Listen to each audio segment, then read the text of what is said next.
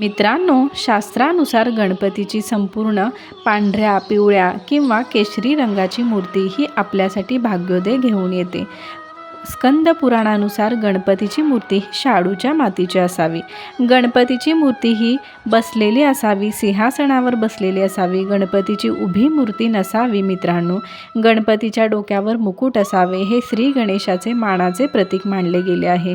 यामुळे गणपती बाप्पांचा आशीर्वाद आपल्यावर राहतो. मित्रांनो, गणपतीची मूर्ती ही शक्यतो 3 फुटापर्यंत असावी, यापेक्षा मोठी नसावी. मूर्ती घेताना मूर्ती कुठे खंडित तरी झाली नाही ना, ते व्यवस्थित पाहून मगच मूर्ती घरी आणा.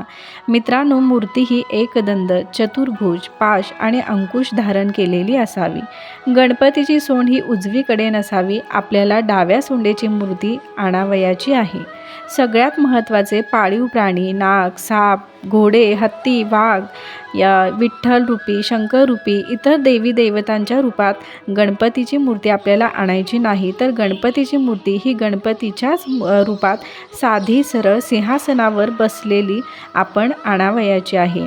आणि सगळ्यात महत्त्वाचे, गणपतीच्या 10 दिवसात घरात क्लेश, वादविवाद, भांडणतंटे होणार नाही याची काळजी घ्या. गणपती बाप्पा मोरया.